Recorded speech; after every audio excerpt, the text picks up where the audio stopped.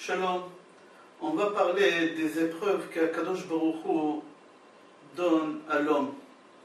Dans Sefer Shemot, Parashat Va'era, on voit que Moshe Rabbeinu demande à Paro de laisser sortir les Juifs pour servir Dieu que pour 3 jours. Moshe fait sous-entendre à Paro qu'on va revenir après 3 jours. Comment ça se fait que Moshe Rabbeinu dit à Paro une chose pareille, puisque Moshe Rabbeinu il savait que le but de la sortie c'est un but final pour recevoir la Torah au Mont Sinaï. Et en fin de compte, même on voit après les 10 plaies que Paro il a reçus, il était d'accord de nous laisser partir 3 jours. Et après 3 jours, il a vu qu'on est parti et qu'on n'est plus revenu. Alors il a pris tous ses soldats, il a couru derrière nous, il a coulé dans la mer. Pourquoi ce mensonge, si je peux dire? Pourquoi Moshe Rabbeinu, Akadosh Baruch Hu, il a dit à Moshe Rabbeinu de lui dire que pour 3 jours? Pourquoi ils ne lui ont pas dit la vérité? Qu'on sort en liberté pour toujours. Pourquoi Akadosh Baruch Hu, il a dit à Moshe Rabbeinu, dis-lui pour 3 jours? Il y a une réponse, ils ont eu, chas v'shalom, si on peut dire, ils ont eu peur de quelque chose. Pourquoi? La réponse est qu'Akadosh Baruch Hu donne des épreuves à l'homme, uniquement des épreuves qu'il peut les surmonter. Une épreuve que l'homme ne peut pas les surmonter, Akadosh Baruch Hu ne lui donne pas cette épreuve. Paro, il n'a pas pu accepter ou surmonter cette épreuve de libérer les Juifs pour toujours.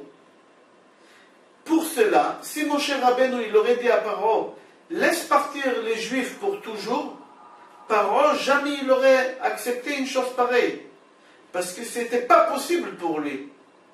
Alors pour cela, Kadosh Baruch Hu il a dit à Moshe Rabbeinu, dis-lui 3 jours, pour ça il peut supporter. Cette épreuve des 3 jours, il peut la supporter, il peut la surmonter. Alors dis-lui 3 jours, moi je ne donne pas une épreuve à quelqu'un qui ne peut pas la surmonter. Si Akadosh Baruch Hu il aurait dit dès le départ à Moshe Rabbeinu, dit à Paro, pour toujours, et Paro il l'aurait refusé, on n'aurait pas puni Paro. Jamais on n'aurait puni Paro. Pourquoi? Parce que c'était une épreuve qu'il n'aurait pas pu la surmonter. Et une épreuve qu'on ne peut pas la surmonter, Dieu ne nous la donne pas. Et si Dieu lui a donné une épreuve qu'il n'a pas pu la surmonter, alors il ne peut pas être puni. Il ne peut pas être puni. Et c'est pour cela que Kadosh Baruch Hu, il lui a dit à Moshe Rabbeinu, dis-lui que 3 jours, pour que derrière, au moment qu'il va refuser, on peut le punir. Encore une question, pourquoi Kadosh Baruch Hu, il a endurci le cœur des parents? On répond pour faire un équilibre entre le libre arbitre des parents et la punition, les 10 plaies qu'Akadosh Baruch Hu lui a donné. Parce qu'avec les 10 plaies qu'Akadosh Baruch Hu lui a donné, Paro, il n'avait pas le libre arbitre. C'était ou de les laisser partir ou de les laisser partir.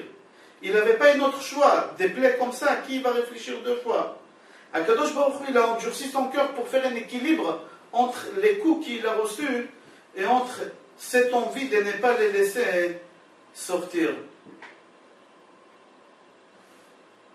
Al-Shich HaKadosh dit que de cette façon que Moshe Rabbeinu il a parlé avec Paro, qui nous laisse sortir que pour 3 jours, il y a quelque chose qui est très très profond.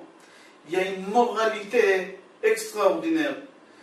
Il dit que des fois un homme pense, il dit si j'aurais grandi dans une autre famille, pas avec cette famille que j'ai grandi maintenant, si j'aurais grandi dans un autre environnement, qui est l'environnement où j'ai grandi, j'aurais été capable de faire beaucoup plus de choses. J'aurais pu avancer énormément dans ma vie. Akadosh Baruch Hu dit à l'homme, c'est faux et archi faux, que tu as reçu tes épreuves exactement à ton niveau, des épreuves où tu peux les surmonter. Même si tu aurais grandi dans une autre famille, tu n'aurais pas pu faire mieux que ça. Akadosh Baruch Hu, il lui dit, tes forces, je les connais, et je suis le seul à savoir comment te ramener des épreuves par rapport à tes forces. On raconte que un jour, il y a un homme, il a demandé à son rabbin de maudire quelqu'un, un concurrent à lui dans le travail qui lui prenait sa parnassa. Il lui a dit, j'aurais voulu que vous le maudissiez, monsieur le rabbin, parce qu'il me prend tous mes clientèles, j'ai plus de parnassa. Alors le rabbin, il lui a dit, pourquoi le maudire? Viens, je te bénis toi. Viens, je te bénis toi. Pour que tu auras une bonne parnassa. Il lui a donné un exemple, il lui a dit qu'un cheval, chaque fois quand il se met devant une rivière pour boire de l'eau, remarquez ça toujours avec son pied, avec son talon, il tape sur l'eau. Et après, il boit. Pourquoi? Parce qu'au moment que le cheval arrive devant la rivière, il veut boire l'eau, il s'approche, il voit qu'il y a un autre cheval qui veut boire avec lui. Il ne comprend pas que c'est lui. Il ne comprend pas que c'est son visage, il croit qu'il y a un autre cheval. Alors qu'est-ce qu'il fait? Il le tape pour le faire fuir. Et au moment qu'il le tape, l'eau vibre, alors il ne voit plus son image. Alors il croit que le cheval il est parti et il a bu. Il a dit c'est exactement la même chose toi. Tu crois en éliminant l'autre, tu crois que tu auras ta parnassa mieux. Tu auras ta parnassa exactement. Akadosh Baruch Hu, il a décidé la parnassa comme ça tu l'auras. En frappant l'autre, en maudissant l'autre, tu crois que tu vas le faire éliminer? Pas du tout. Ça ne changera pas. Personne ne peut toucher quelque chose qui était dû, quelque chose qui t'appartient, quelque chose qui doit t'arriver. Personne ne peut le toucher. Et il finit en disant Ashrei Adam shemishtamesh benisyonot birdei litromem. Heureux cet homme qui utilise toutes ces épreuves pour monter, pour s'élever beaucoup plus vers Akadosh Baruch Hu, qui chas v'shalom, faire le contraire, marche arrière. Un jour, il y a un homme, au moment qu'il a quitté ce monde, il a demandé à Akadosh Baruch Hu, pourquoi quand j'avais besoin de toi, j'avais des épreuves dans ma vie, dans ce monde-là, je ne t'ai pas retrouvé, tu n'étais pas là. Akadosh Baruch Hu, il lui dit, je vais te montrer une photo de ta vie, une scène. Et Akadosh Baruch Hu, il lui montre une photo où il y a 4 pas, il y a 2 pas devant et 2 pas derrière. Alors lui, il dit à Akadosh Baruch Hu, je ne comprends pas, c'est quoi? Akadosh Baruch Hu lui dit, le premier pas c'est toi, les pas de derrière c'est moi, Akadosh Baruch Hu. Au moment que tu as vécu sur terre, toujours j'étais derrière pour te protéger. Où tu allais, comme ton ombre j'étais. Comme ton ombre, où tu partais, je te suivais, je te protégeais et tu me reproches.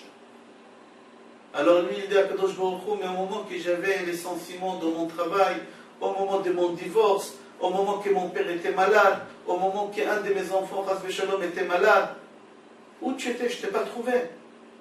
Kadosh Baruch Hu lui dit, j'ai une réponse à te donner. Il fait sortir une photo et il lui montre quels 2 pas. Il dit à Kadosh Baruch Hu, je ne comprends pas c'est quoi. Kadosh Baruch Hu lui dit, les 2 pas, c'est les miennes. C'est au moment que tu as cité tes épreuves, que tes enfants ils étaient malades, que tu as été licencié, tu étais brisé. Tu n'avais pas la force de tenir sur tes jambes. J'ai été obligé d'être là pour te supporter, pour te porter. Et tu me cherchais partout et c'est moi que je te portais.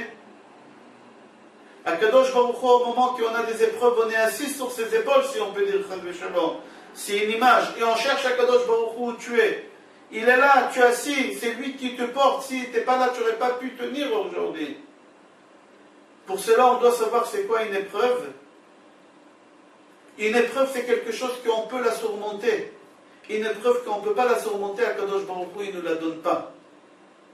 Je vous souhaite, Be'ezrat Hashem, bracha ve'atzlacha et kol tov.